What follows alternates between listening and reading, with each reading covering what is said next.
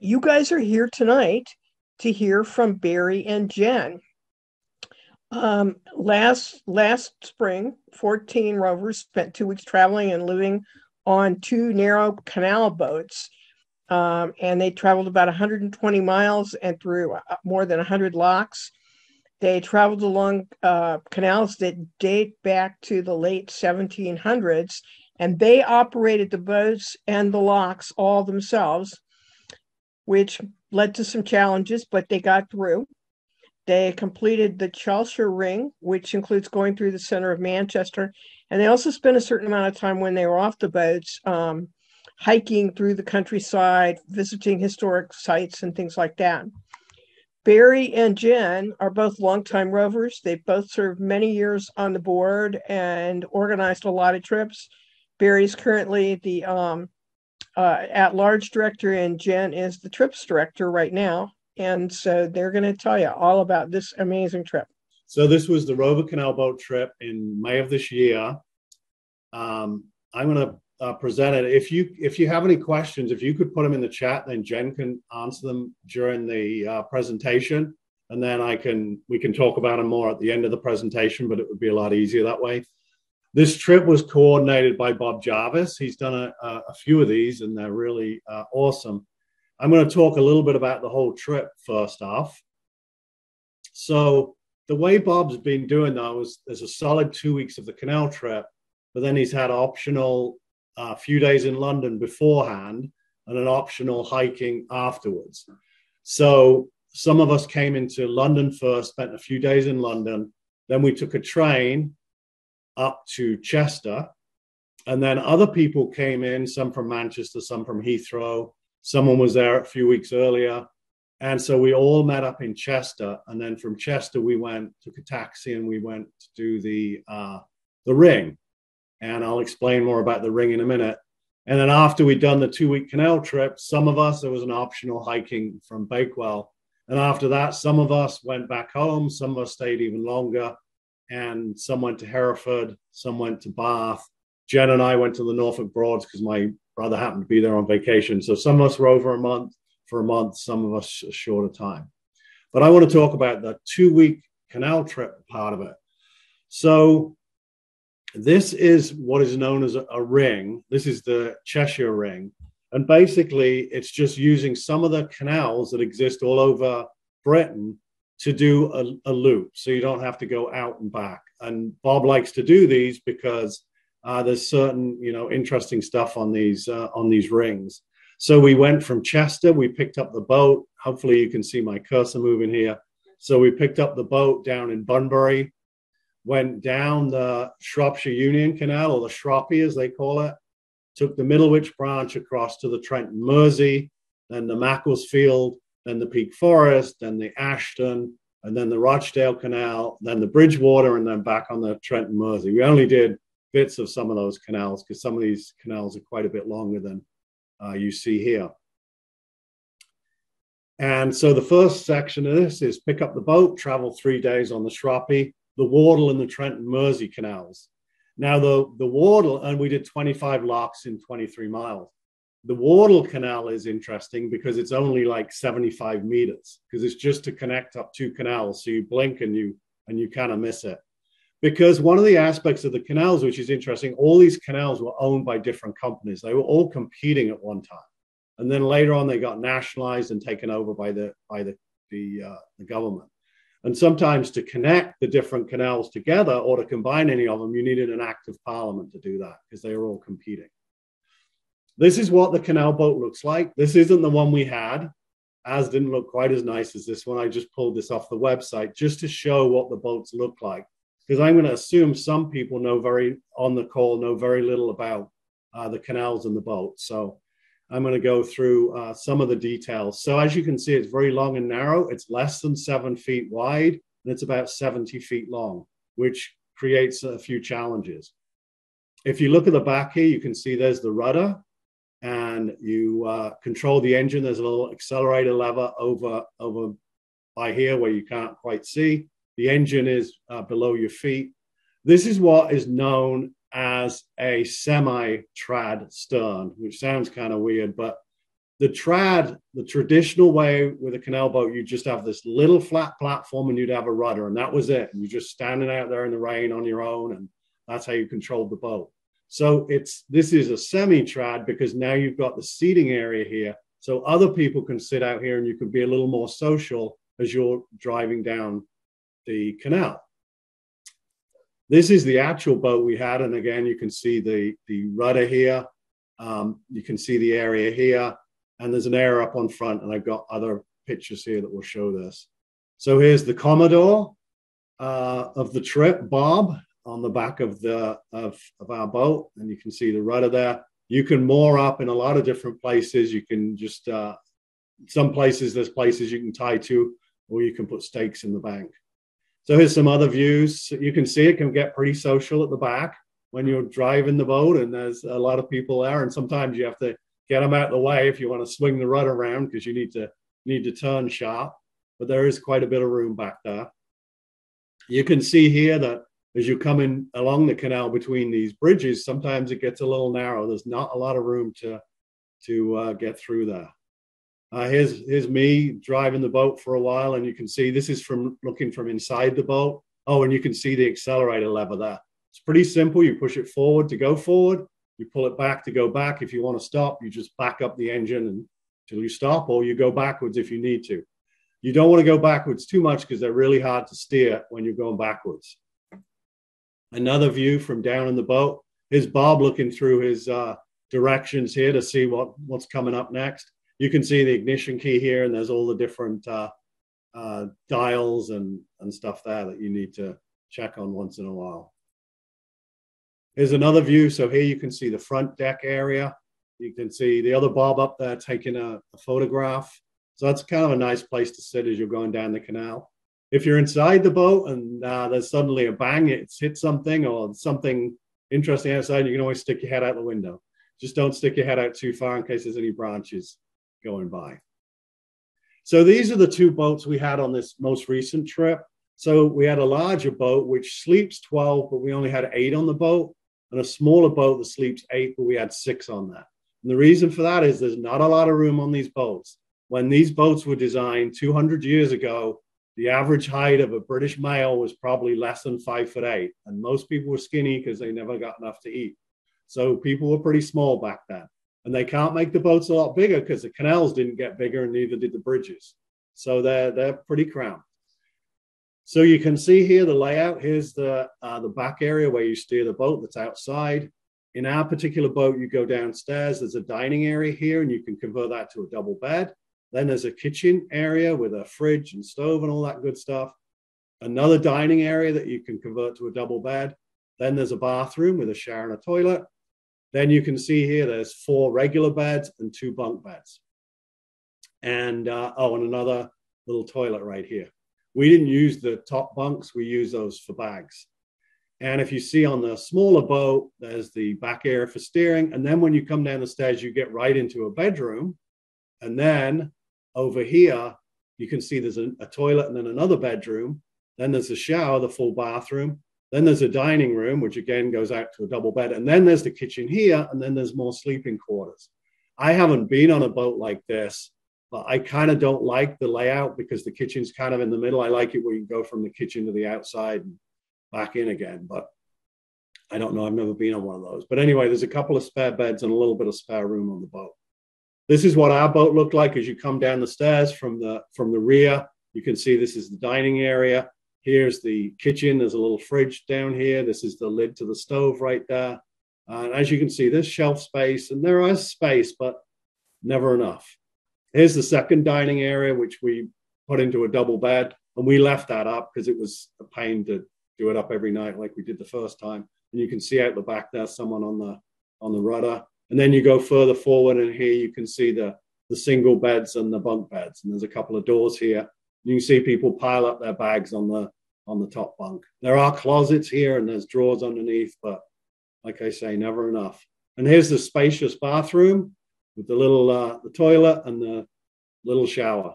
We often took a shower while the boat was motoring because then the water was nice and hot.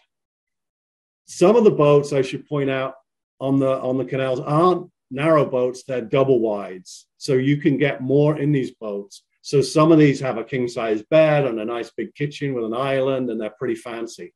Problem is you can't get them on all of the canals, and you can't get them through all of the locks. So they're of limited use if you want to travel around the canals, which is kind of a fun thing to do. Here you can see some of the canals are kind of narrow, so you need to go down to tick over speed to go past people, or when you're going past moored boats. The maximum speed you're supposed to do is 3 or 4 miles an hour. So most of the time, if you hop off the boat and walk along the towpath, you can still go as fast as the boat. So not only do we drive the boats, we also have to work the locks. And some people will recognize this thing here. This is called the windlass, and this is what you use to work the locks. And you want a good pair of gloves, because otherwise your hands will get sore. And you got to be careful, because they grease the locks, and I've still got grease on my nice new coat that it was new a few years back, and the grease will never come off. So this is what the lock looks like in a little closer up. So when you want to operate the lock, if you were coming from this direction, you'd need to fill the lock. So you crank this rack and pinion, lift up the rack, which lifts up the paddle down in the base there and starts letting the water in. Things you want to watch out for: you don't want to let go of your windlass, because if the paddle drops and the windlass starts spinning, it could crack you on the wrist, which wouldn't be very nice. You also don't want to just leave your windlass on there, because you might forget it and then you won't have a windlass. And I did help one guy when he was leaving the lock. I said, "Don't worry, I'll shut the gate. You go on." And I was getting ready for the next boat. And then I saw he'd left his windlass behind. So I went yelling and chasing after him. And he was extremely thankful to me, because I think that was the only windlass he had. So he would have been pretty stuck. So here's what the boat looks like in the lock. It looks like this one's just come in. I think that's the rear of the boat. So as they come in and shut the gates and then fill the lock up and they go out the other side, it's fairly basic. There's just a certain procedure you get into. Make sure you don't leave any of the paddles open, and flood the towpath like we did on one trip. Anyway, so as well as driving the boat and doing the canal, doing the locks, you also have to do the bridges too. And some of these bridges, this one looks like it's just going off to a farm or something, but some of them are actually roads in the towns. So when you put the bridge up, you might have a line of cars forming. So you got to do this pretty quick and get it down pretty quick, or you're going to have a bunch of irate motorists. But yeah, that's another job. So we do it all ourselves pretty much. Now, a few things I want to say here, looking at this bridge, is a gray heron. We saw lots of those, like the blue heron, but a little different color and different size. The bridges have numbers on them. So when you look at the canal map, you always know where you are once you see the number on the bridge. You can see again how narrow it gets under the bridge. And you got to make sure, you got to go slow, because you got to make sure no one's coming from the other direction. If you're the first in there, hopefully then they'll back off. But sometimes people go a little too fast, so you have to watch out for that. The other thing I want to point out here, so when the canals were first built, and the canal boats were all towed by horses. So all the canals had a towpath, which is this thing here, which is where the horses went to tow the boats. And all the canals still have a towpath. And this is really nice, because then you can hike along the canal. You can hike down to the locks. People ride their bikes on them. People use these as commuter paths to get to the railway station, bus station, or whatever. There's a lot of uses for these. So they all have the towpath, and they've got these bridges with numbers. And like I was saying about the horses pulling them, see this pedestrian bridge, it's got a split down the middle. And that's so you can get the rope that the horse used to pull the boat through the bridge, because they don't want to disconnect the horse, because I guess that takes time and it's work, and they don't want to waste time. So they tried not to unhitch the horses back in the day. So that's why you have these split bridges. Also, you have these bridges, which are really cool, which are called roving bridges. The way this works, if you're going this direction under the bridge and you've got a horse towing it, the horse can go up over this bridge and then come down here on the same side, so you don't get the rope tangled up. And whoever's taking care of the horse can just move the rope across here. You don't have to unhitch it, and away you go. Periodically, the towpath will move to the other side of the canal. I don't know why, maybe because there's something they have to access, or it might be land ownership issues, but every now and then they move to the other side of the canal. So here we are. This is on the Trent and Mersey Canal, I believe. And what's nice here is you've got two locks together. Some locks are wide enough to get two boats in, and sometimes there's two locks side by side. This is actually even better than having it wide, because you could have a boat, in some ways anyway, you could have a boat going up on this side and a boat coming down on the other side. So what we do, we walk ahead of the boat and we try to get the lock set for the boat as we need it. So in this case, if you're going up, then you need this to be empty and have the gate open so the boat can drive right into the lock. Because if you sit in the canal and if the wind's blowing, you might end up sideways across the canal. So then you've got to moor the boat, and it just takes time. So we try to get them set. But when you come to a lock, you should also always look up the canal to see if someone's coming the other way. Because if this lock is full and someone's coming from the other way, you should let them go first, because you don't want to waste water. So you let them go first, they come out, and then your boat goes in. This is on the Trent and Mersey, like I mentioned, and that was built, now I got to remember this stuff because I can't use my notes, but that was built in around 1770 or so. So it's pretty old. This is what it looks like when you're going into a lock. I keep wanting to say canal, a lock. You want to be careful. You don't want to go along the edge of the boat, because you do not want to fall in, especially between the boat and the side of the lock. And you don't want to stick your arm out there either. So you got to be a little careful, but when you get used to it, it's not a big problem. So when you come into the lock's empty. It needs to be filled up. The water comes in here. You got to be careful on some of them. You don't crank the paddle open too far, because then the water comes running in and the boat starts banging all over the place. Also, you don't want to get too close. If you get too close to this end and this water starts pouring in, it can start pouring into the boat, and then you get water running into the boat. Now, if you can imagine going in the other direction, if this lock was full and you come in through this gate and you're going in this direction, the thing you need to be careful about, and there's lines up here and it says sill, you need to be forward of the sill, because what you don't want to happen is you have the back of the boat up on this concrete sill and you have the front of the boat down here. That is not good news. And I always warn you about this. And I don't think it happens very often, but if it happens, it's not good news. So something to be careful of. But as long as you're paying attention, it shouldn't be a problem. As you can see, some of these locks are disused. This one, it looks like it got crushed by the ground on either side. Some of them, they have to reinforce them so they don't get squeezed in, but there's still a lock over the other side. But there's not two here, unfortunately.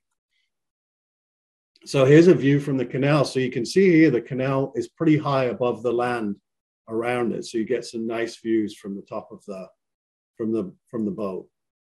And here, when I was out hiking, I'm looking the other direction so that I can see the canal on top of the hill. Now, you've got to figure, when these canals were built, they were built with picks and shovels and wheelbarrows and all that kind of stuff. So it was a lot of work that went into these. And when these canals were designed, you had options. It's like a railway line. You either, when you need to, you bank it up, you build an embankment, or if you're going through a hill, you might dig out a cutting. So it goes through kind of a valley, through a cutting. Sometimes if there's a hill there, you put it through a tunnel. The other option, if you don't want to build this up, is you might have a lock to raise you up to the higher level. The other option you can use is you can follow the contours, and then you're going to have a windy canal, but it won't have a lot of locks, and it'll follow the contours. Because the thing about England and Britain doesn't have huge mountains, but it doesn't have a lot of flatlands either. It's very hilly. It's a lot of rolling hills. So these canals have to be carefully planned out. And, you know, depending on how you do it, costs more or less money. So that's obviously a consideration. So the way Bob does the canal trip is this Cheshire Ring, or any of these rings, are designed to be able to be done in a week on a canal boat. Well, Bob always likes to do them in 2 weeks. That way we don't have a full day on the boat. We have half a day on the boat and half a day hiking. Sometimes we hike before we motor on the boat. Sometimes we hike afterwards. Sometimes we stop halfway because there's an interesting castle or house or something to go see. So it depends on the schedule. What you can see here is a map from the Ordnance Survey app that you can use in England. Normally there's a lot more detail, but I don't have a license for it right now. So all I can see is the street view. But you can plan out these routes, and it shows you the elevation, shows you the mileage. This is a one-way, and then we retrace it back. And England is awesome for hiking because there's all these footpaths that take you off the road and go across the fields, through the farms, through people's backyards, and all over the place. So it's really nice to not. You don't want to hike along A roads because I've done it. We've done it. It's not pretty, and you've got to be careful because the cars are going 60 miles an hour down there and coming around bends. So you can see a lot of the footpaths are like this, where you go between two properties. There's hedges, there's fences, so it's kind of nice going along there. This is Sandbach, this particular town. Came up here on a little back road, and this is an old mill in Cheshire and near Manchester. That was where the Industrial Revolution started. So there's a lot of mills there. There was a lot of water to drive the mills. There was flour mills. There were cotton mills. So there were a lot of mills in that area. And this is an old mill that's now converted to either a house or apartments. And I think there was probably a water wheel here to drive the mill. But you'll see a lot more of these along the way. This is the center of Sandbach. It's not a very huge town. This is a nice square in the middle. There's a pub there, as usual. And this is the Sandbach crosses that it's famous for. These are from about the 9th century, and no one really knows how they came to be here, who carved them, where they came from. They probably didn't start off here. So that's what's really awesome about hiking in England. There's so many weird, mysterious things you come across. I mean, even Stonehenge, you get another theory every month or so, but I think people are pretty clueless about what it was really used for. So there's a lot of these interesting things along the way. These were related to the crosses. They're smaller. They're in the churchyard. There's a little plaque there telling more about them. Just trying to get a good view of the church, but there were trees all around. It was a real pretty church in Sandbach. So I think most of us hiked up into the town and hiked back, but we went in, I think, different times, different groups. The British people love their critters, so here's a sign to warn you not to run over the toads. So I thought that was a kind of cute sign. So the next section where is going from the Trent and Mersey to going onto the 3 days on the Macclesfield Canal. And in those 3 days, we only did 13 locks and 13 miles, which was pretty slacking. So you might think we were just goofing off, but there was a reason for this. And the reason is we had to go up a lock flight, the Bosley lock flight, when we got off the Macclesfield. And because of a shortage of water in that canal, the lock flight was only open 2 days. So we were going to go up on a Thursday, I think it was. But you could look it up and see what days it was open. And it actually closed. They closed the whole flight on June 24th, over a month after we were there. So then you wouldn't even be able to go up that way. So we were hoping they didn't close it before we got there. So that's why we had some time to kill. So Bob had an initial schedule which would have like evened everything out, but then had to kind of, we had to slack off here and have a bit more, do a bit more mileage later on. So I think this is really cool. This is kind of like a freeway bridge where you go over the top of another road. So we came down the Trent and Mersey. We went under an aqueduct, under the Macclesfield Canal. Then we went up this lock, which raised us up maybe 20 feet or so. Then we turned right on the Macclesfield, and then we go back. Then we end up going over the canal we were just on, over this aqueduct. And that's kind of cool.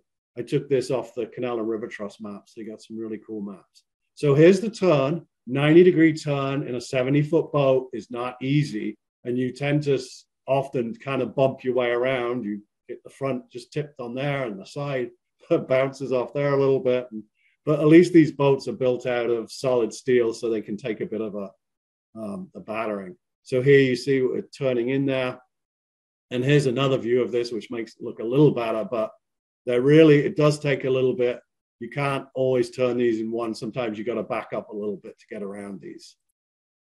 And then we came back around on the Macclesfield, and then we're looking down. This is where we were 30 minutes before, going up these locks. You see down here up on the aqueduct. Yeah. And then if we look the other direction where we'd come down earlier, you can see where we were before. And here's another aqueduct just a little further down. And this goes over the road. Some of these aqueducts we've gone over, ones that go over railways, rivers, roads. Sometimes there's a road and a railway line. These aqueducts are pretty old, but They're still standing up. Now, this I think is really interesting. This is the whole green stop lock, and it's called a stop lock because all it's doing is stopping water going from one canal to another. The rise in this lock is 6 inches to a foot. Okay. But originally, the Trent and Mersey was built in 1770. The Macclesfield was, I want to say, around 1835. So it was a newer canal. So the Trent and Mersey owners didn't want to lose their water, didn't want their water running into the Macclesfield because then their canal would be low. So they built a lock here to keep their water back. And the Macclesfield company built another lock. So there were two locks right next to each other. So both those companies could charge a toll to use their canal, their lock, and they're right next to each other. And that's why there's this long straight up here where you can only get one boat in there. I wondered why it was there when I was there. It was only recently I read about the two locks. And if you look at these houses, every lock back then used to have a lock keeper to keep an eye on it, and they used to have a house. The two houses are different. This one was built of brick by one company. This one was built of stone. So you can see the two different houses, two different locks right next to each other. See the dog on the wall there? Luckily, it wasn't fierce. And here you can see the canal. So you can see the boat there. It's not very much lower or higher. You can see the water level there and there. So it's like 6 inches. You got to open this lock just for 6 inches of raise. Kind of interesting. So this is another hike we went on. This was to Mow Cop. And this is a footpath. Again, you've got a cow field here, but they've got the fence on both sides of the path. So you can walk through the right of way and the cows can stay in their field. And this is Mow Cop. This was built by some guy who had lots of money 100 years or so ago. It wasn't a castle or anything like that. It was just a place for them to go and kind of hang out. And it's kind of a folly. And then it's kind of in ruins now, but it's still a nice place to go explore. And you get some nice views down into the Cheshire countryside. And this is called the Man of Mow. And this was put up years ago by someone, and they don't know who and don't know what its purpose was. Maybe it was a marker for the edge of the county or something, but no one really knows right now. This is made of gritstone, which is a very hard sandstone, and they used to quarry. There's a quarry here. They would quarry these stones to use in the mills to mill flour because it made a good hard stone. This is one of the places that we went to, and it's a little, I don't remember what this place is called, but it's an old building, an old house. And back in the day, before they had permits and codes and anything like that, this guy, I think he added an extra floor on the top, and it was a little heavy, so it started subsiding. So this house is a little uneven, like a lot of houses were from back then. You see a lot of sheep and lambs in the spring, so it's nice that they number the sheep and lambs so the mother knows what number lamb it is in case it gets lost. They're both number 3. But it is really nice being there in the spring because the lambs are so cute. And also when they suckle from their mother, they wag their tail, and it is so cute to see. So spring is a good time in Britain. So this is the canal. We turned off the Trent and Mersey to get to the Macclesfield. And I walked back down here because there's a tunnel down here. I wanted to see the Harecastle tunnel. Look how brown this water is. It looks like tomato soup, or should I say tomato soup. But actually it's because where the tunnel is, there's a lot of iron in the soil there. So the iron leaches into the water and makes it brown. So this canal isn't any dirtier than any other canals. It just has a brown color because there are ducks and stuff living in this. So it's a lot cleaner than it used to be. So I walk down here and get down to the tunnel. This was the original tunnel that was built first. I don't remember when. By Brindley was the engineer on this one. And it subsided and it got so low that the boats couldn't use it anymore. So what do? You build another tunnel next to it. So this was built by Thomas Telford. And this was a bit of a bigger tunnel. This used to have a towpath down the side, but they took that out because by having the towpath, it meant you're over one side, and so the ceiling was lower. So they took that out to give a little bit more headroom. So then the horses couldn't go through the tunnel, so then the horses had to go around. So before you had engines, how do you get the boat through the tunnel without the horse? Well, you leg it. which is what they're doing here in this photograph. And I think it's really funny here. You've got these two guys legging it, and you've got about 6 guys here just watching it from the back there. So I don't know when this picture was taken, but either the people on the boat would leg it through, or there'd be locals there hanging around trying to make a few pounds by legging their boat through the tunnel. Because a lot of these boats would only have a couple of people on them. They may have a family living on them. Then that would be their living, moving stuff around on these canal boats. But that's how they'd get through the tunnels.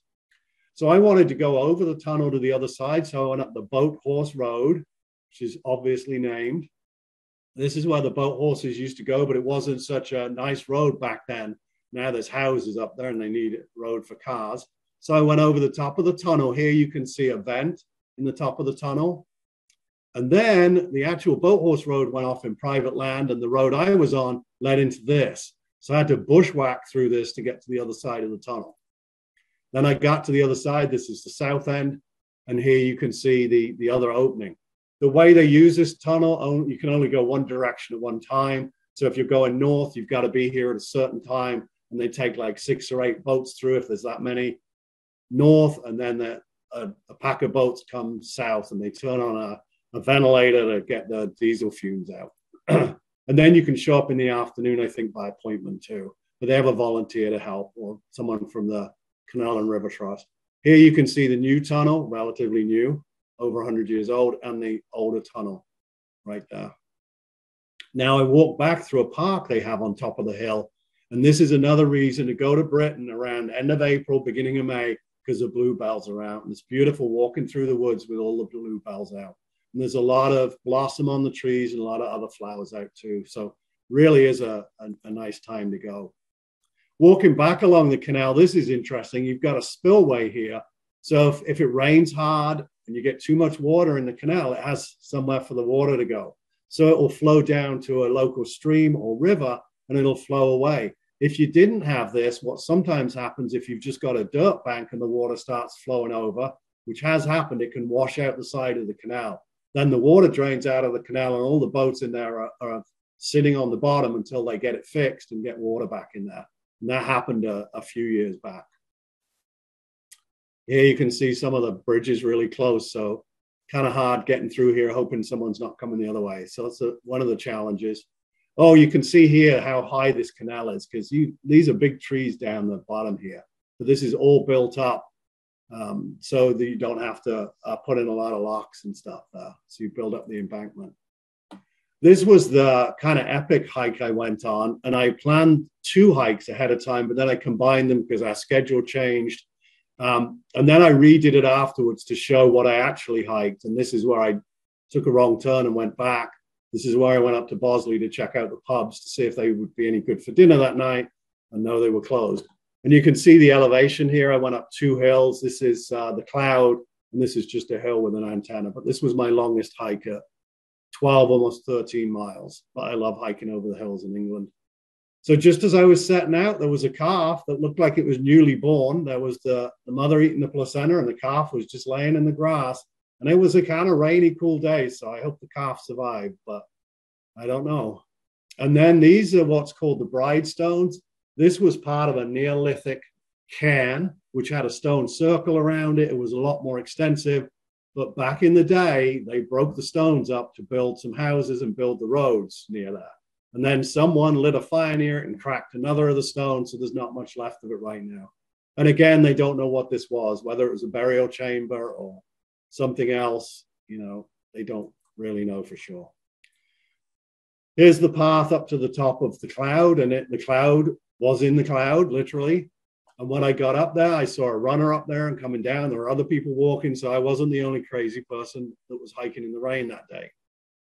Then I was coming down, and you can see some views from the top there, but it's a little cloudy. But I'm coming down, and I saw emus and wallaby. And I'm thinking, what are they doing here? And they're probably thinking, what are they doing here too? And not in nice sunny Australia. But there was a little farm or something there that had some exotic animals, which, like I say, you never know what you're going to find. And then I got down the bottom of the hill and I walked up this road and I see this. And I see all this tin fencing around this factory. And on the other side, it's around the houses too. And I'm like, what the heck is this? And then I remembered when I'd read about Bosley before I went over there on Wikipedia, they had a big factory explosion because they had a furniture factory. And like the old flour mills, they got a lot of sawdust is probably what happened. And then there was a spark and the whole place went up and 4 people were killed. I don't know what happened. There was probably people living in these houses and maybe they're uninhabitable now. I've never been able to find out what happened to the people in these houses. They weren't killed. They would have listed that, but they probably had to move out. So that was sad and interesting. And then up in the town, I saw this memorial bench here. So it was 17th of July, 2015. And it wasn't until I was putting this presentation together, I noticed all these painted rocks underneath. When I took the picture, I didn't see these painted rocks. So I have no idea what it says on them. I wish I'd seen them when I was there, but I didn't. And then I went to Bosley Reservoir. This is one of the reasons I wanted to hike over there, because this is the reservoir that supplies the canal, which is why the flight is limited, because you can see the water should be up here. The water's way down because they had to fix this reservoir. And plus, if they want to fill this, the hills around here that supply the water aren't very high. So there's not a good water supply. But these reservoirs, a lot of these reservoirs are built just to supply the canals. That's what they did back in the day to make sure they had plenty of water. So this is the problem they have. So I went to what you can see where the water comes out of the reservoir, and then you can even see the channel where it goes along to the canal. And it goes and it dumps in quite a ways up here, but it's obviously above the top lock of the Bosley flight, because as you've got the locks, the water runs downhill, obviously. So then you've got to supply it back up to the top of the lock. So that I was really interested to see. Another nice view. I hiked up another hill where there was an antenna. I think that's the view from there. And the sun was just starting to get through, so it kind of lit it up a little bit. Looked kind of interesting. So that was my my long hike.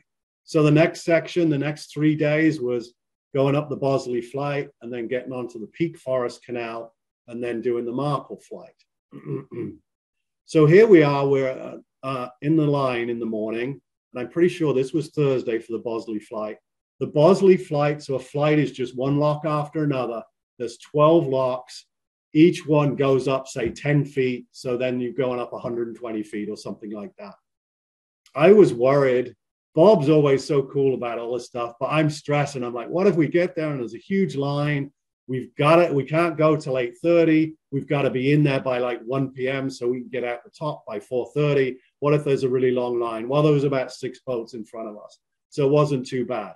If it was middle of June, right before it closed, it might have been busier. But so I thought this was really awesome.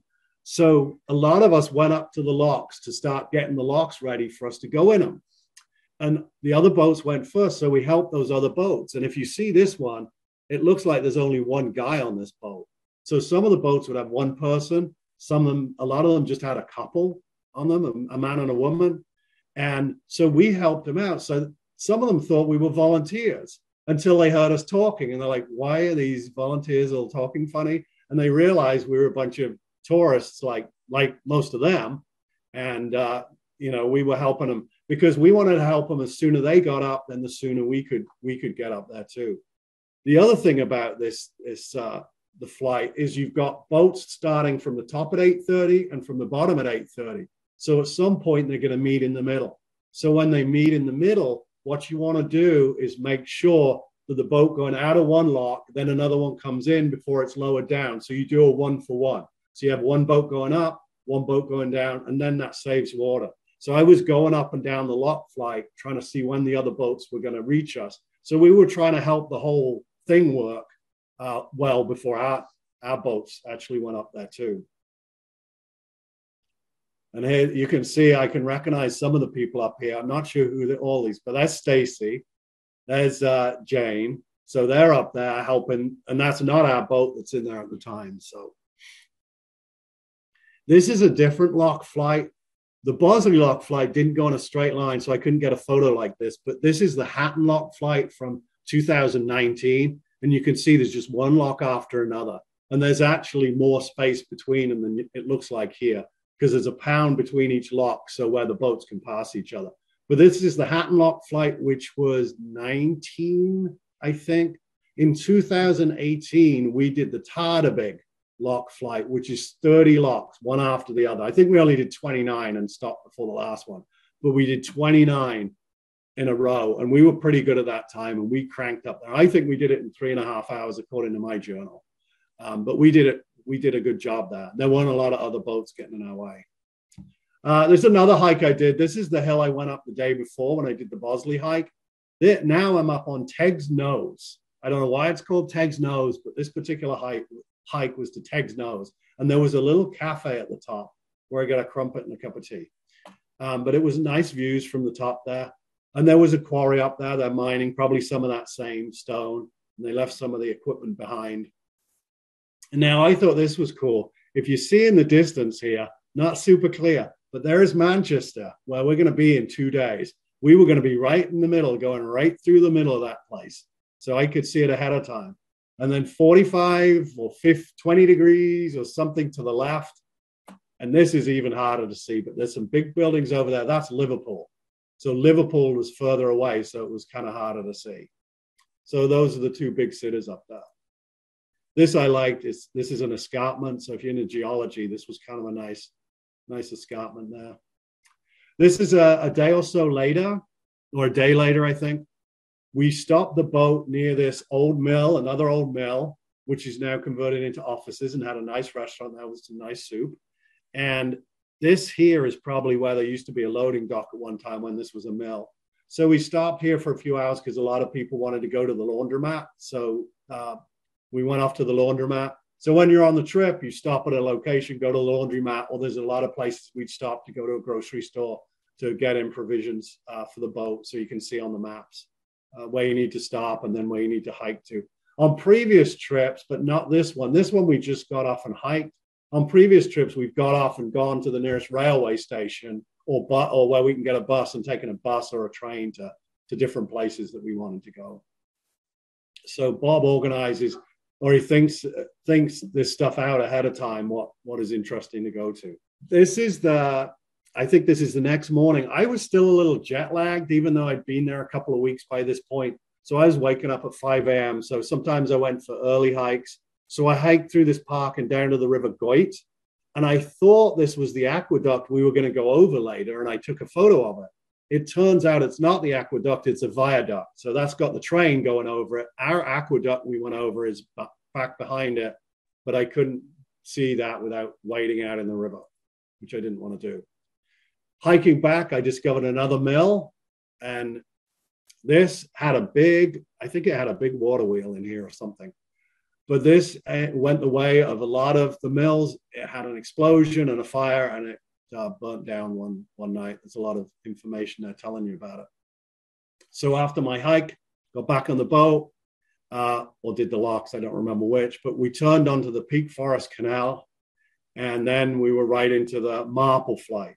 So this flight, we went up the Bosley flight, now we're going down the Marple flight. This has 16 locks, and these are pretty high rise in each of them. So I think we did a couple of 100 feet down through all these locks. This one was weird because there were roads and traffic right next to the locks. So you had to be a little careful. And some of I think some of the gates blocked the road a little bit too. There you can see, I think they used to lead the horses down there to get them around the lock. And you can see one lock after the other going down through here. Another mill right on the side of the canal. Looks like there was a loading area here, and then maybe looks like they could probably get a boat in under there. And then, so here is that viaduct again. Before I was down at the river down there. Now we're on top of the aqueduct. The trouble is you can't get a photo of the aqueduct very well when you're on the aqueduct. So we're on the aqueduct looking over to the viaduct. And if I can remember rightly, this aqueduct was 315 feet long, and it was 98 feet high and built in the late 1800s or maybe earlier, but built in the 1800s sometime. And we stopped the boat on it because no one was behind us. So we stopped and just kind of stepped off, took some photos, and then continued on. So then the next 2 days was going up through Manchester. And this, I think, was the most challenging part of the trip, where if anything would have got difficult, it would have been on this one. Manchester used to be known as Cottonopolis when there was a lot of cotton mills working back in the day. And then back in the 80s and 90s, it was known as Manchester because it was a real center for music and clubs and stuff like that. So up through there in 2 days, we did 27 locks and 23 miles. And I saw a turtle along the way. I don't think that's even native. I don't know what it was doing in the canal, but there it was. I don't know. Anyway, we also saw this. We were warned about this. Someone who was coming down the other way told us, watch out for the shopping carts that are in the canal on the left at a certain point. And we saw them. And there they were, a whole bunch of shopping carts. I don't know how long they'd been there and when they were going to haul them out, but there was a bunch of shopping carts. And that's part of the problem you get when you go in the city, and even not always just in the city, vandalism, garbage, and stuff like that sometimes. And graffiti. At least this graffiti was pretty, I think it was pretty well done. It was pretty, someone put a lot of work into it. So here we are getting up into Manchester, turning on the Ashton Canal. And then we get into the middle of Manchester and we've got a prime spot, prime real estate. There was public moorings right here. And this is in, I'm sure, a high rent neighborhood. And it's in a gated community. So we're on the side of the canal opposite the towpath. So people just wandering, coming back from the clubs or whatever, aren't going to wander right past our boat. So this was a really nice spot. We got chatting to the guy in this house. He was real friendly. There was a gate which we could let people in and out. So we could go out from here. We wandered around Manchester. There was a lot of nice restaurants here. And so this was a pretty fun space, fun spot. And here we are down, we went to check out the locks and the canal, and it's under Manchester. So the roads and buildings are pretty much all above you. So it's kind of dystopic in a way down there.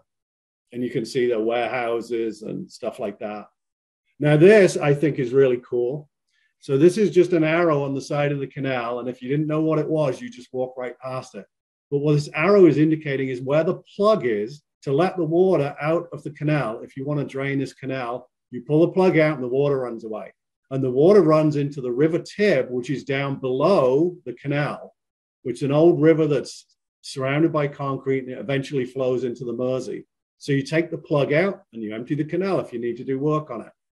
And I saw a video when I found out about this before I went over. I saw a video on YouTube and this guy showed this thing off. And here he is, Martin Zero, give him a shout out. He's got some interesting videos on YouTube about things around Manchester. We watched another one the other night. But here's this plug. It's 215 years old. It's made of wood, and it still works, apparently. So I think that's pretty amazing. And when they emptied it, if you watch the video, they found a huge fish in the canal. So there's actually fish in the canal, and people fish for them. So that evening, while we're in the boat, you can see, I told you that the towpaths get used. There's crowds of people going past on the towpath for about 2 hours. The reason was Manchester City Football Club played Newcastle. This is soccer football, obviously. And they had a big game. Manchester City was doing well, and they won this game. Luckily, all the soccer fans were well behaved. They weren't throwing rocks at us or anything. But that's the way they went to get their buses, trains, get back to their cars or whatever. So they walked along the towpath. So that was kind of cool to see. I think this is probably next day when we were setting off, getting the locks ready. So there's Morrison's is one of the major grocery stores there, and the canal goes right underneath. This is an interesting building. There's some interesting buildings down. Manchester's a pretty cool place, I think. Very diverse too. The place near us was called Gay Village. So it's diverse that way. Also, there's a lot of different ethnicities there. So it's a pretty interesting place. And there's the canal going under the buildings. So this is why the canals are challenging. Firstly, you need a key. You need to carry a key with you to unlock the lock gates because the vandals like to leave them open when they shouldn't. So you need to carry a key with you. And then because there's limited space here, you don't have the big arm on the gate. You don't have the leverage to push it. So you have to crank this thing to move the chain to open the gate. And you're cranking it. It's really hard to crank it. You have to we were getting 2 windlasses on it to get it moving. And then you don't want to be cranking it too hard and actually breaking the chain because these chains were a little rusty. They needed some grease on them. because if you broke this chain and couldn't open the gate, you'd be in big trouble. And the other thing here, we were on the other canal with not enough water in there. And then this just had water just flowing down through here over the gates. The canals aren't normally flowing like a river, but this was. So that made it really hard to get these gates open, because if you've got even an inch difference of water level on either side of a gate, it's really hard to open because of the water pressure. So we had to get, I think we got about 6 people on one gate just to get it open a crack, to get the water flowing better so we could get these gates open. And we were kind of worried for a while we wouldn't be able to get it open. So that was a little challenging. And here you can see the water flowing over there too. It was crazy. I don't know whether it's always like that, but it's pretty crazy. So here there were double wide locks so we could get 2 boats in. So we actually got through there pretty quickly. We did a pretty good job. We got through there pretty efficiently. There you can see us down in one of the locks here. And there we're getting through Manchester. This was really nice. Just on the side of the canal, someone made these a cart horse and a fox, I guess it is. Then we went past where it used to be the Hacienda Club, and anyone played here. You can see some of the names here. I remember seeing Blondie on the side there too. There was a lot of bands from different places, but this closed back in the 90s. I think this place closed. There'd got to be too much trouble, too many fights, too many drugs, I guess. So when we were emptying one of these locks down in Manchester, the water flowed out so fast it actually flooded the towpath. And there were people cutting through on the towpaths trying to get to their, in their office clothes, getting to their office, and they had to go around because there was so much water on the towpath. But not much we could do about it. And then we went past Manchester United Football Club. I remember going there a couple of times back in the day. That's one of the best known teams in England, really. Nice bridges down through Manchester. There's me looking worried. That's the way I normally look when I was driving the boat, looking around, hoping I wasn't going to run into anything. I got more comfortable with it after a while. You get used to it, but it does take a little concentration in places. So now, after we got onto the Bridgewater Canal, we parked the canal boats and we walked a mile, I think it was, or maybe a little more, maybe more. But we walked up here because this is the Barton Swing Aqueduct, and this is amazing. This thing, it goes over the Manchester Ship Canal, and they leave the water in it and they can rotate it around so that the ships can go on the Manchester Ship Canal. And this weighs like, I think it was 1,450 tons. The water alone weighs 800 tons. And this was built in like the late 1700s, early 1800s or something, a long time ago. And they initially had iron bearings that got squished through the weight, and so they had to replace them. But I wanted to see this. I thought it was pretty amazing. I'd love to see it working. Here it is from the side. This is the tower that operates it. And that's a view down the Manchester Ship Canal. They built this so because Manchester's not by the ocean, they weren't getting the trade from the ships. Liverpool's getting all the business. So they built the Manchester Ship Canal up to Manchester to raise the ships up to 60 feet, that Manchester is higher. So then the big ships could come into Manchester. But then the ships got even bigger, and then they were too big for this. So it got used, started to get used less. Now we're on the Bridgewater Canal. A lot of people boat on the canals. They're not as dirty as they used to be. Still, I wouldn't want to fall in. But people take their kayaks and canoes and rowboats and paddle boards on there. We had to wait for them to move out of our way so we could go through, because I think they have the right of way.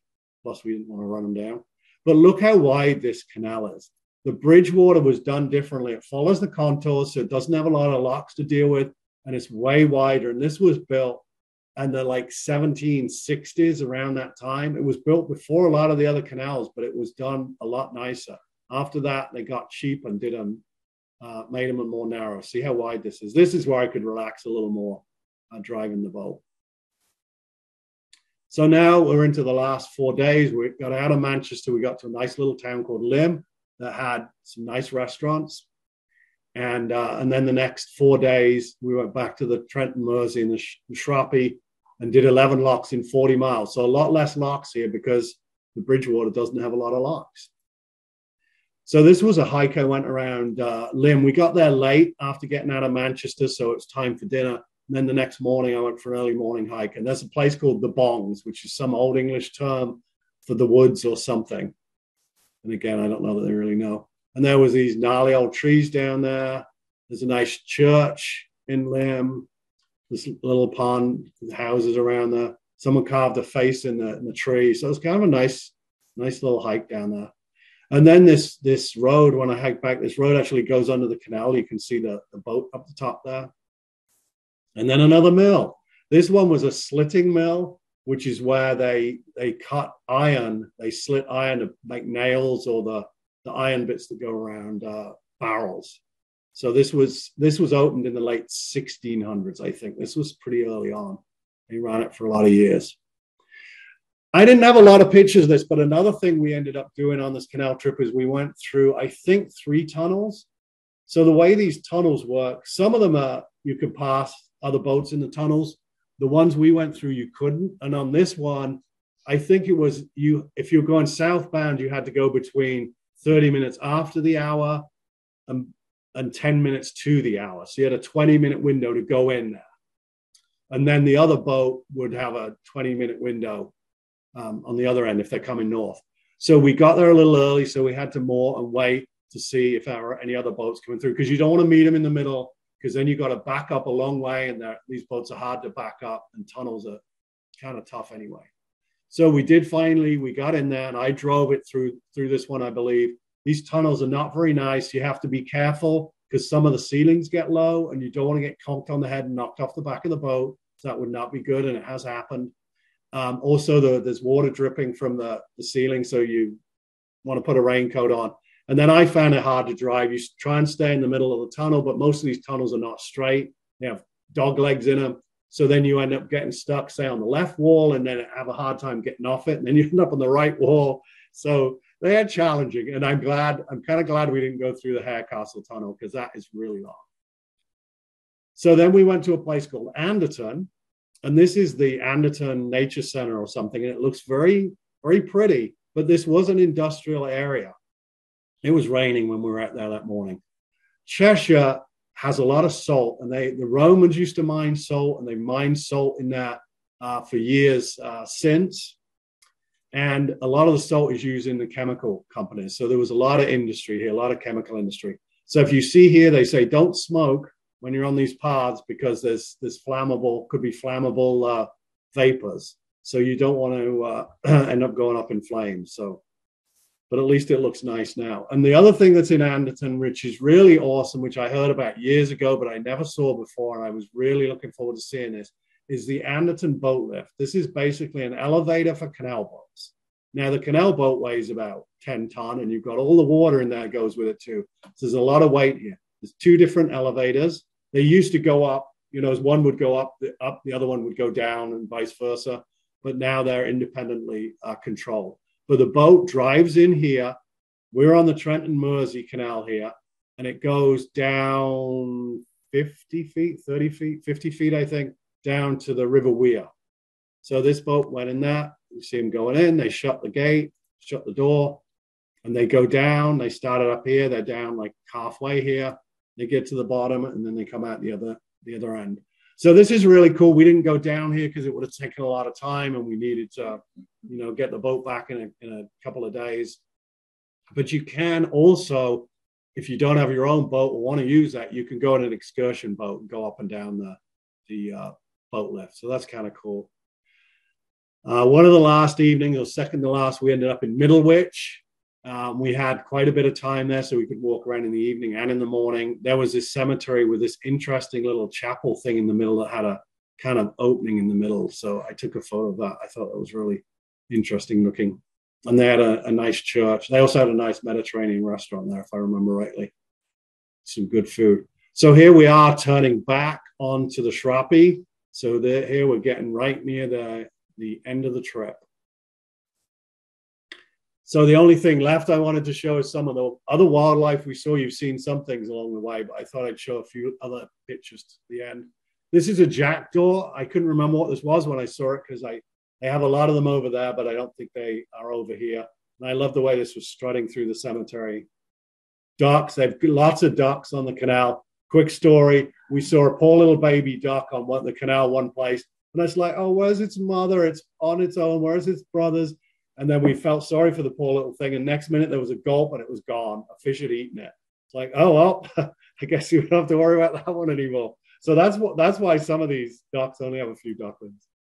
Pheasants, there was a lot of pheasants along the side. And we saw them when we were hiking. We heard a lot more than we saw. We heard them all the time. Llamas. Lots of cats. British people let their cats out all the time. They don't like to keep them in. So you see them walking through the fields and down the lanes. There's a lot of the ships or the boats have cats on them and dogs on them. So one of them we saw had 3 cats on the boat. People like their dogs. They don't like to put them on leashes. So this guy put his dogs out of the way on the bench as we were walking by. And these were Peking ducks, Muscovy ducks. I don't know. I can't remember what they were now, but they were really pretty. There's lots of different ducks over there. These are mute swans. They have 3 species of swan. They're mute swans. And this is a snail, in case you didn't know. There's lots of snails and slugs. Jen was fascinated by them because it's so damp over there a lot of time. You see way more than you see over here. And we saw lots of cows, of course. One of my favorites. So that's it. So if there's any questions, maybe Jen's been answering some on the chat. I haven't seen the chat. So I will end this and stop my share. Oh, there we go. Oh, 27 on the chat. So if there's any other questions or anything. Nothing outstanding. Nothing outstanding. So, I see Bob's on the call. So I hope I didn't say anything wrong, because he can fact check me. But it's amazing, really, because my father grew up on the side of the canal in the Midlands in England, and I actually had relatives that owned canal boats. But it wasn't until Bob did a canal trip over there, and I went out. I ever set foot on a canal boat, and it's really fascinating on the boat. You're just kind of floating through history. I think it's really awesome. So, did you get orientation on how to operate the locks? The boat company will. Oh, and this one, it was interesting. When we first got the boat, we went through a staircase lock, which are a little tricky because they have multiple gates, but they don't have a pound between the gates. So they're a little more tricky to use. And we were going up the lock as another boat was coming down. So we had to get one of our boats to go through to the other lock and then shift the boat to the side and do a little Tetris thing. And they helped us do that. But they'll give you advice, and they say they'll teach you how to drive the boat, but they didn't really give us a lot of instruction because we already knew. So, but they will help you out if you need someone. And sometimes you'll find the Canal and River Trust. So we got yelled at, I think the first trip when we left a paddle open, and the Canal and River Trust guy wasn't too happy for a little while, but he got friendly again afterwards. Oh, did you answer that one? No. Where did you get the fuel? Yeah, you could go to marinas along the way. That's something I didn't mention. There's so much I could have mentioned. You can get more fuel. You had to do a pump out for the toilets, and we had to fill up with water every couple of days too. And there's water points that you can go to and stick a hose in, and that would take a little while. So that is something else we had to do. And like I said, go to grocery stores. As far as eating in the evening, we could go to a pub or a restaurant or whatever was there. Sometimes there wasn't much around, especially after COVID. So sometimes we'd get food, or get fish and chips. Fish and chips was good. Bring it back to the boat. So you got to be a little flexible. Sometimes there's some really nice pubs with nice food and nice menu, but sometimes just depends where you are. If you're out in the beautiful countryside, there's not much around you. If you're in the middle of Manchester, Macclesfield, there's a lot more options. But so yeah, the toilets, you have to stop and empty them somewhere. If you have the toilets like they do on the rental boats, they fill a big tank, so you have to stop and get the tank pumped out. People that own their own boats, there's some different options. They can use a cassette toilet or a composting toilet, but you have to get it pumped out. And it's nice if you go to those places, they'll do it all for you. And so You don't have So you to. have to stop it every now and again and get it done? Yeah. I think for the toilet pump out, it's only like every week. For the water, it's every 2 or 3 days because people are having showers and, cooking and whatever else. Thank you. You're welcome. Barry, if someone wanted to go and look online at canal boat trips or canal boats, Oh, is there's there so a much. site you'd recommend? Well, there's some people have done these YouTube channels. There's one, Foxes Afloat. These two guys who bought their own canal boat and were on the canal boat for quite a while, and there's hundreds of episodes of that. But now they're off their boat and they're living in the wilds of Scotland. And there's another one, Cruising the Cart. And then I saw another one last night, a guy from Canada who was going on some of the canals. So there's a lot of stuff out there, a lot of stuff on YouTube. That's for sure. There's a question here. Oh, roughly what was Ken's the answered cost? it. Ken just I think that's what Bob put on the trip description was $1,900, and that I think included everything, including airfare, food, and boat costs. But that was this trip was originally going to be in 2020, and then it was put off to 2021, and then off to 2022. I guarantee now that would be more expensive because of inflation. A lot of things have gone up now, and I know food prices in the UK, though that wasn't a big part of the cost, the food price, but it's definitely reasonable because you're staying on the boat, you're moving on the boat, you split all the costs between 6 or 8 people or 14 people, and it's not too bad. And Bob's really good about figuring out the trains and buses and stuff. So, and then buying the tickets ahead of time, which makes it a lot cheaper. And it's so nice. The trains are so nice. Just you can sit at a table there, read a book, and just relax on the train. So that's a good part of it. Thank you so much. That was awesome.